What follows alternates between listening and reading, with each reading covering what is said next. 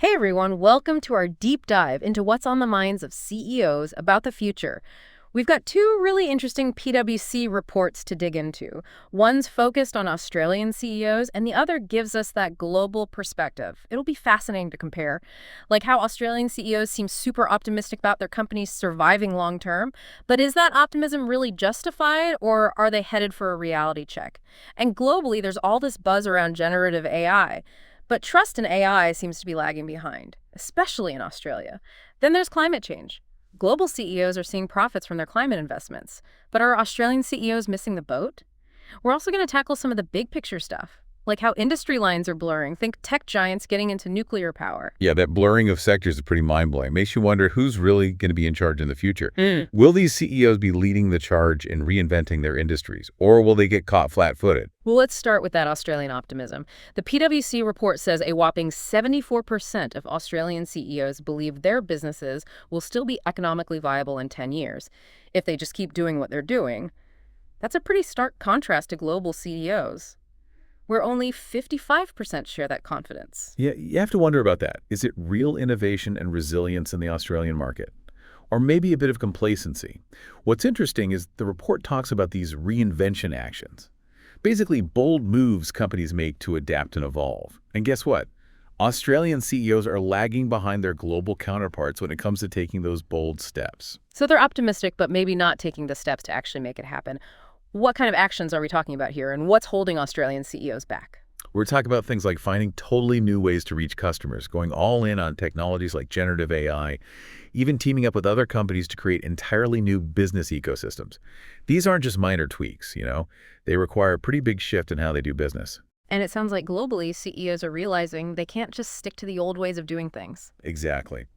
While global CEOs are venturing into uncharted territory, it seems like Australian CEOs might be clinging a bit too tightly to what they already know. Could be a bit of a blind spot. Speaking of potentially missing opportunities, let's talk about generative AI. Globally, we're seeing a third of CEOs reporting that AI is already boosting their revenue and profits. That's a pretty strong argument for its potential. Yeah, it is. And what's interesting is that Australian CEOs aren't oblivious to this. The report says a massive 88% see AI as strategically important, but only a third really trust it. There's a real disconnect there. Yeah, that trust gap really jumps out at you. It makes you wonder what's going on. Is it a cultural thing? Or a lack of understanding about how AI actually works? Or something else entirely? What do you think's driving this hesitancy, even when they see the potential? It's a great question, and it's something we're thinking about personally, too. How do you feel about AI being embedded in key processes? Are you excited by the potential? Or does it raise some red flags? It's definitely food for thought. And PwC's advice for CEOs on this is pretty clear.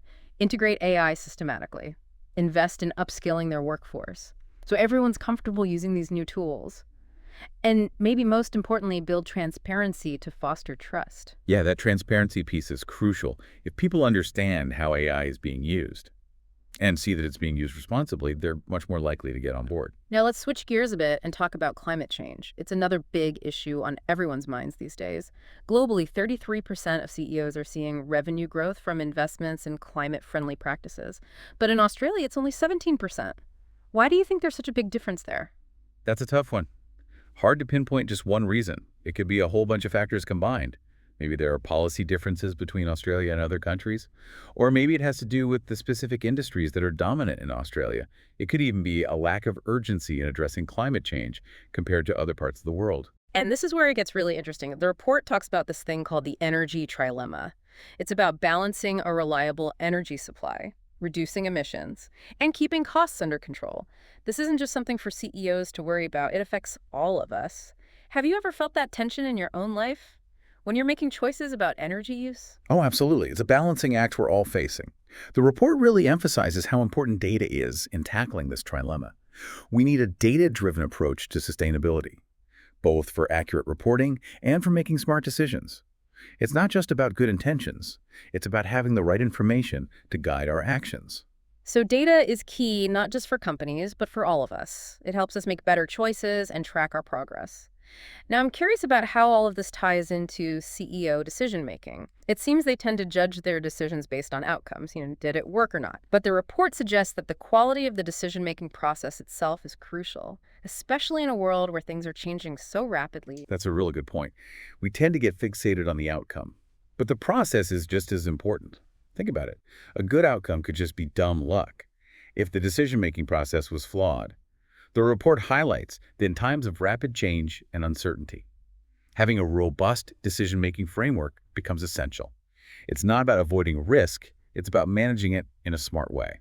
So it's like focusing on the journey, not just the destination. And a good framework helps you navigate that journey effectively. Exactly. PwC emphasizes that having a solid decision-making framework can help us counter our biases and take more strategic and informed actions. Have you ever been in a situation where a decision seemed right on the surface, but the process of getting there was kind of messed up? What were the consequences? That's a really thought-provoking question. It actually leads us to another intriguing point the report raises. It's the tenure trap. It seems most CEOs have relatively short stints in their roles, which can make it hard to do the kind of long-term strategic thinking needed for real, lasting change. It's like they're always focused on the next quarterly earnings report instead of the next decade. What are your thoughts on that? It's a fascinating point. I think it has huge implications for the way companies operate. This short-term focus can be a real roadblock to making bold, transformative decisions, the kind that are really necessary for long-term success. It's like trying to steer a ship through a storm. While only looking a few feet ahead, you need a much broader perspective to navigate effectively. That's a great analogy. So how can boards and leadership cultures break free from this tenure trap and foster a through tenure perspective? How do you cultivate a culture of long-term vision and strategic thinking when the people at the top are constantly changing? That's the million-dollar question. Yeah. It's a challenge organizations really need to address head-on if they want to see real innovation and adaptability. We need to find ways to embed long-term thinking into the very DNA of the company, regardless of who's currently in charge. So it's not just about the individual leader, it's about the system. Precisely. And that system needs to support and reward long-term thinking, even if individual leaders come and go. Speaking of systems and shifting landscapes, our final topic for this part of our deep dive is this idea of the great reconfiguration, where those traditional sector boundaries are getting blurrier and blurrier. We're already seeing examples of this, like tech companies making major moves to the energy sector. What do you think is driving this trend? I think it's a bunch of things coming together. You've got the crazy speed of technological advancement, the increasing urgency of climate change, and the growing awareness that complex problems need interdisciplinary solutions. It's not enough anymore to just operate within the confines of a single industry. You need to be able to connect the dots, see the bigger picture, collaborate with partners from different fields. It's a whole new world of unexpected players and partnerships. Like you mentioned earlier, tech giants getting into nuclear power is a perfect example of this blurring.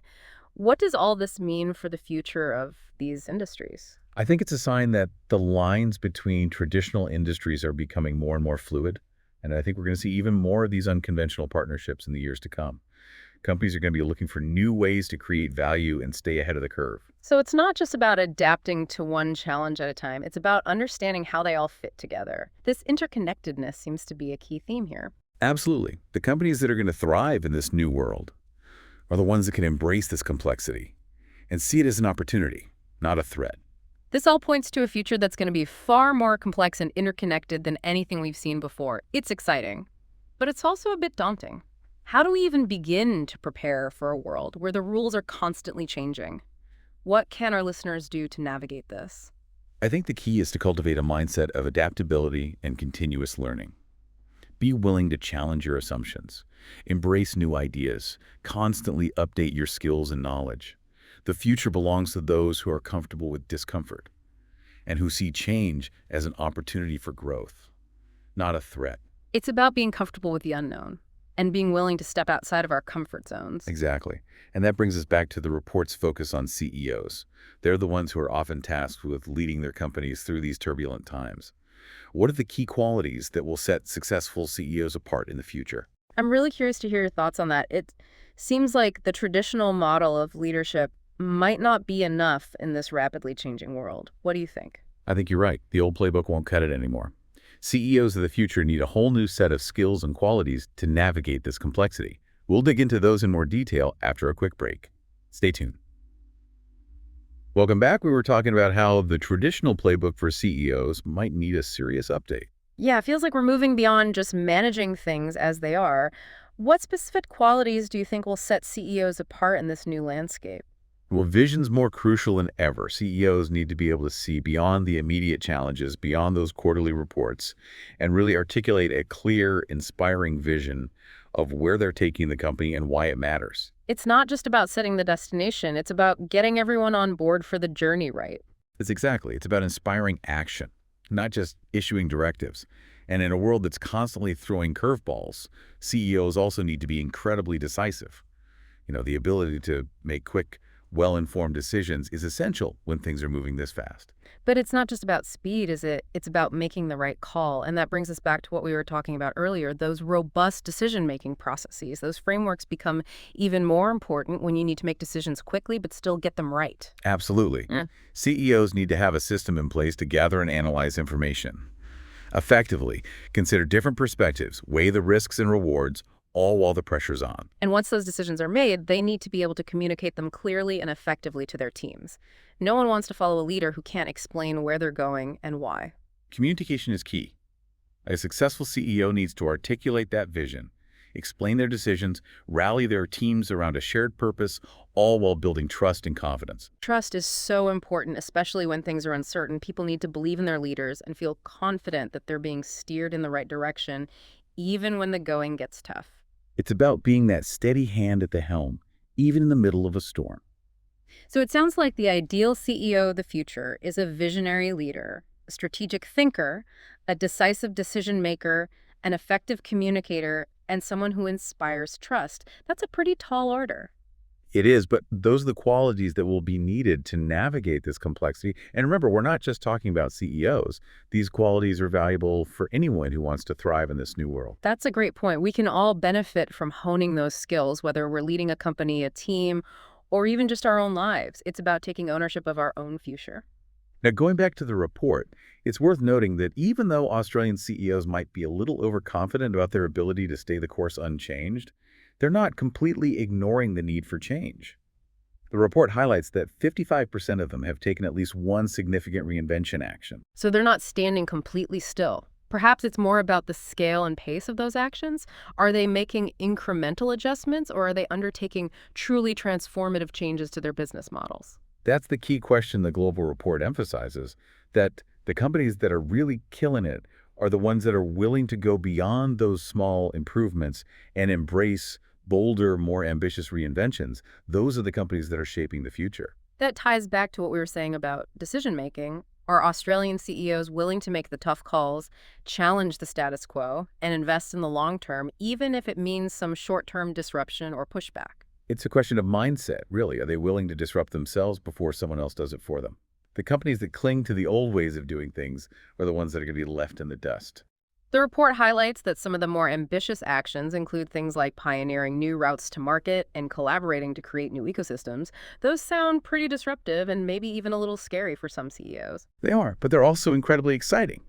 This is where we see that blurring of sector boundaries really coming into play. We're seeing companies from different industries coming together in unexpected ways to create new solutions and address these emerging challenges. It's like a whole new era of collaboration and innovation. You mentioned tech giants getting into nuclear power. That's a pretty striking example of this blurring, and it really highlights how fluid the lines between those traditional industries are becoming.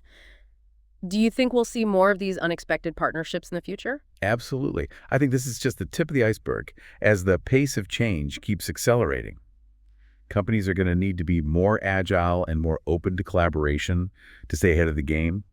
The old model of fierce competition within a defined industry is giving way to a new model of co-opetition, where companies are collaborators and competitors at the same time. It's like the rules of the game are being rewritten as we play. Exactly. And that's why it's so important to pay attention to these trends and think critically about how they might impact your industry, your career, your life. It's about being proactive, not reactive. So for our listeners who might be feeling a bit overwhelmed by all this, what's one piece of advice you would give them to help them navigate this changing landscape? I'd say embrace the uncertainty. Don't let it paralyze. You see it as a chance to learn, grow, and reinvent yourself. The future isn't something that just happens, it's something we create. I love that it's a good reminder that we all have agency, even in the face of these big systemic changes. Exactly. The choices we're making today are shaping the world of tomorrow.